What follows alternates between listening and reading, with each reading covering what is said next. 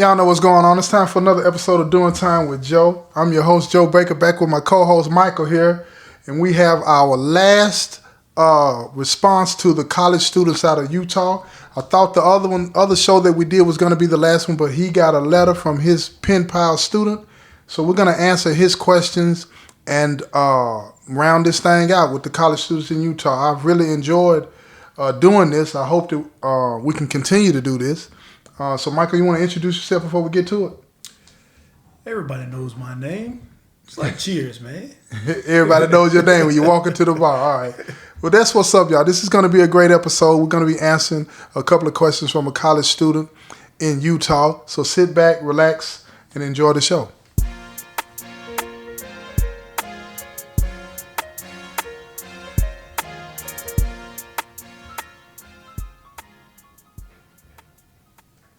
Well, let's get to it, Michael. Let's get to it. The first question. Well, first of all, do you want to say anything about the program and why you chose to participate in it? Well, I chose to participate because it's always getting the word out. Something, and I appreciate the students and professors wanting to do this because it's something that needs to be done, something that needs to be said and heard. I'm gonna dig that. I agree with you on that, right? I wanted to participate in this program because pretty much for the same thing you said. I wanted people to know that not everybody in here is, wilding out, not taking responsibility. And I wanted the people out there that are going to be in law enforcement, whatever, field or profession they choose to be in. I wanted them to know that, with some changes, this system can be one that benefits society and the individuals in it, right? So that's why I wanted to add my 2 cents to the dialogue of what's going on when it comes to the prison system, right? But the first question that we got is, what are your experiences and feelings regarding the correctional officers who you regularly interact with? And look here, y'all, I wish I could show you his facial expression right now, right? But again, go ahead, Michael. You first. I have to say, well, here at this institution, the officers aren't too bad, but some take advantage of their position, right. And want to treat you bad or the degradation from the officers, But for the most part, like I said, the officers here are all right, but give me the brother asked for our experiences. So give me some example of how the officers that you interact with, how do they treat you, where you've come to conclude that they treat you fairly or whatever. Well, like I said, I'm treated fairly because I act accordingly. So I can't. Right. I've seen how they've mistreated others, but they don't mistreat me because, right. Like I said, I act accordingly. Like, say we're walking down the yard, or they might grab somebody up and shake them down, but let me go. Right. Because they know I'm not doing anything. Right. So, I say for the most part, the officers treat you according to how you act, how you are. Yeah. But there are those, if we're going to keep it 100, there are those that they go a little bit beyond, my experience has been. But for the most part, they, if they know that you're not into stuff, because they know. Yeah. There's one thing about prison, there ain't no secrets. Yeah. You know what I'm saying? People can tell you this and people can move and maneuver, throughout the day. But ain't no secrets. They know what's going on. And if they know your name has come up, they'll be to see you. So for the most part, it's the same for me when it comes to the officers. They know that I'm not into anything, so they just let me ride. You know what I mean? But it's been those days where I was into stuff, they'll pop me down. You know what I'm saying? It's just what it is, right? But those days are behind me, But as far as, are you close to any of the officers? Because he asked for feelings too, so I'm trying to see, are you close to any of them where you confide in them and somebody that you can go to and talk to when you're having a bad day or something's on your mind and whatever? No. You're not? No. Why is that? Because I guess I still have the old convict mentality when it comes to that. I don't like that. But anyway, go ahead. But it's not. It's the fact that they have a job to do. So I can't see Right. myself confiding in an officer anything that I'm going through or something. Right. If I'm having a bad day or something, I come talk to you. Right. Right. So- and vice versa. Right. Absolutely. So Absolutely. it's not an officer, and I could say not even a counselor that Yeah. you can actually confide in, because Yeah. the other day I asked the counselors like, hey, Right. can you check on something about trying to get my CDL? Right. My license is good and everything, but they're saying you have to have a valid license. Mm-hmm. When are you guys going to do something for us old timers? Right. He was like, well, I don't know who to email. I don't know what I can do about that. Right. Why? This is your Right. job. Right. You're supposed to be helping us. For a person that wants to do something with their life, you don't even have a Right. resource for them. Now that gets into the second question. That gets into the second question that he asked you, and that is, what type of policy reform is needed in the criminal justice system? I'd have to say if every system in the states are going to call themselves the Department of Corrections, Yeah. you need to implement correction, not just lock them up. Not just our job is just to keep them So secure. you don't think that they do that now? No, everything that I've done, everything that I've accomplished is because of what I've put to work in. Things that my mom has sent me to do. Okay, let me ask the question like this then. Do you think that they think that's what they're doing? Because, some Doing of something for corrections? right, They may think that. but it's not. It's absolutely not. Yeah, It's making absolutely us not. walk in straight lines, pull your pants up, all of those things are not That's not correcting what's really going on. That's not It correct. makes it look good. Yeah. Yeah, it's like putting lipstick on a pig. You know what I mean? Because if you think about it, what Tupac said back in one of the songs, he said, "Prison didn't change me; it made me worse." Yeah, It will if Yeah. you let it. Yeah. It will if you let it, because Yeah. there's nothing to correct. and another thing, I'm glad you said it, because I want to say this too, right? Because I get so tired of people that say that it's the inmate's fault that they're not better. We got the programs there for them. We got the structure for them. They just don't want to get better. They want to do this and do that. I just don't buy into that. I don't buy into that. This environment is it's pretty much it's been laid. And it was like this before I got here, decades and decades before I got here, and it's still the same way. And I think that the people that work in these places, they've decided for whatever reason that this is what prison is. Yeah. And we're going to let it be like this. And because you say we're going to have people walking in a straight line, or we're going to have people standing in front of the cell for inspections, that's what's making the prisons better. No, they will tell you that we're instilling discipline in the guys. I'm not against that. Exactly. I'm not against that. It's structure. You need structure. You need that. But you got to go beyond that. Because once you got a person's attention, whether it's by choice or by force, now you got to feed them. Yeah. And that's where they fall short. Most That's where definitely. they fall short. They're more interested in us being beneficial to the institution and the running of the institution and how things should be in the prison. I get that too. Yeah. I get that too, because in some way that does help you, develop some type of work ethic, right? But it has to be more than just about the institution and the prison. It has to be about the person. And we had this conversation in one of the criminal justice classes years ago that they want to try to run it like military, Right. tear you down. Right. But the thing they're not doing what the military does is build you back up. Right. So they're not building you back up to. No. So the job fair they had the other day. Okay. I asked the question, was like, well, what is the criteria to come to the job fair?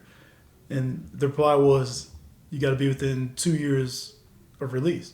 I said, parole if you're having a parole date, you got to be like 60 days with your parole or 2 years of flattening. I was like, okay, well, what about those of us that have been down a long time Right. and could get out any day? Right. And don't, in our expiration date, there's no parole date or anything right there, but we can get out any day. Right. What do you do for us? Right. Oh, we need your guys' names and stuff, this and that. But we went through this last year. Right. Why don't you know this? Why don't you just open this thing up to everybody? Let everybody come, because And let everybody the people network. that are interested will come. Yes, let people network, for Right. when they do get released. And that gives people hope, something to look forward to. You know what I'm Yes. saying? And I'm going to say one more thing about something that needs to be brought into the prison system. I think that more people need to be afforded the opportunity that I have. But my family and friends has helped me, mainly my family, with my structure of my podcast and my company, right? I think that the Department of Corrections should be set up to where I could go to a counselor. If I were one of these guys that's trying to do music or whatever the case may be, I should be able to go to the counselor and say, look, I'm trying to start my own business. Can you help me do this? You feel what I'm saying? And they should be allowed to do those things, take those steps to do those things, and let you set up that infrastructure. They get to monitor everything. You feel me? Yeah. And that will help people that have to be here for a while. But Because you have something to look forward to. But the first thing they want to do is, we need your banking information. We need all this stuff if you're getting monetary compensation or something, and they want their cut. Right, and see, but that's another thing that the system needs to be reformed on. That throwback to the oppressive thing, that's dealing with that slave mentality. Anything you get, we want some of it. Yeah. You feel what I'm saying? And that continues to keep you down. That is no difference than what did they call it back in the day? Sharecropping. Mm-hmm. When you had to, you work the land but you buy all your supplies from the person that owns the land, and they charge you these outrageous fees to keep you in debt, right? Yeah. Well, I don't see this being any different. Now, we don't work the land, but if we get some money or trying to, come up, they want a piece of it. You feel what I'm saying? It's no reason for them to need anything unless the individual is being profitable in running their business and then pay rent. You understand what I'm saying? Yeah. That's if you're profitable. But they shouldn't be able to dig into everything that you get. The system needs to switch over from that oppressive slave type structure, that model right there, and get more into being about truly protecting society from its most dangerous people. You understand what I'm saying? Yeah. And benefiting those individuals that are incarcerated that want to change. It has to be a structure for them to be able to do that. Other than getting up and following the rules of the prison. You should do that. You should have to do that. But it should be more than getting a person conditioned to be a good inmate. Yeah. This should be about trying to get the person to become a good citizen. Most you see what I'm saying? Most definitely. Yeah, and it shouldn't matter how much time you have. Not at all. It shouldn't matter. Because that's what this whole thing is geared toward now is people that are short timers and those who, like the CDL thing, we'll go back to that. Yeah. They expect you to have a license right now. Okay, I've been locked up 27 years. Right. My license expired in 97. Right. So it's a valid license that's just expired. Right. So why can't I go, you're going to give me a test anyway, so why can't I go do that?